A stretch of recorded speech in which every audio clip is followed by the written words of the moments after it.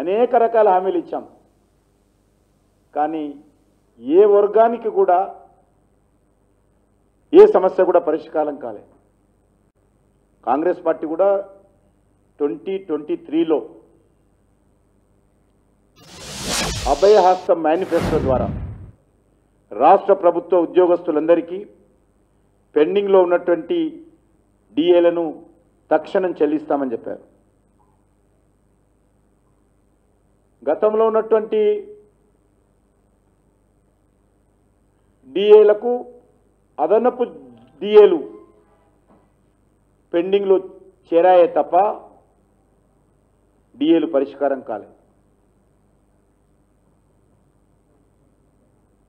ఈరోజు ఒక దిక్కు కేంద్ర ప్రభుత్వము ఏమాత్రం ఆలస్యం చేయకుండా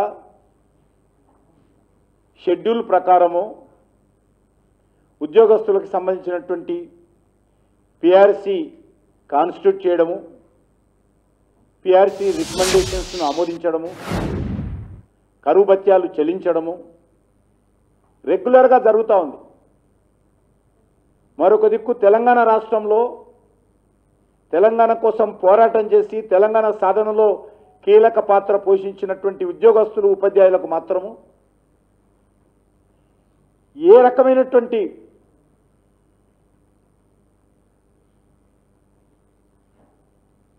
సమస్యలు పరిష్కారం చేయకుండా పూర్తిగా నిర్లక్ష్యం వహిస్తున్నటువంటి పరిస్థితి.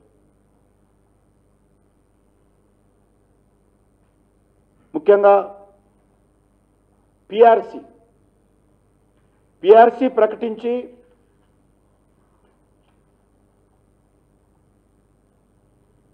కాన్స్టిట్యూట్ చేసి కేసీఆర్ కాలం గడిపి వెళ్ళిపోయాడు.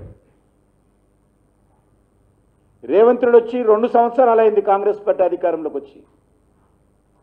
పిఆర్సీ నివేదిక వస్తుందా రాదా, ఎప్పుడు వస్తుంది, ఆ భగవంతుడికి తెలియాల్సినటువంటి పరిస్థితి ఉన్నది.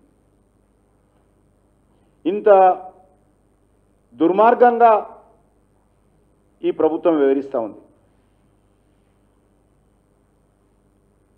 కాంగ్రెస్ పార్టీ మేనిఫెస్టో ఇది. కాంగ్రెస్ ప్రభుత్వం ఏర్పాటైన వెంటనే కొత్త పిఆర్సీని ప్రకటించి 6 నెలల్లోపు సిఫారసులన్నీ అమలు చేస్తామని ప్రకటించారు. ఒరిజినల్ డాక్యుమెంట్ పేపర్ ఇది. ఉద్యోగుల కాంట్రిబ్యూషన్తో అన్ని రకాల జబ్బులకు అన్ని ఆసుపత్రుల్లో వైద్యం అందించే విధంగా ఉద్యోగస్తులందరికీ హెల్త్ కార్డ్స్ ఇస్తామని చెప్పారు. అదేవిధంగా ప్రస్తుతం ఉన్నటువంటి సిపిఎస్ విధానాన్ని రద్దు చేసి ఓల్డ్ పెన్షన్ విధానాన్ని అమలు చేస్తామని చెప్పారు.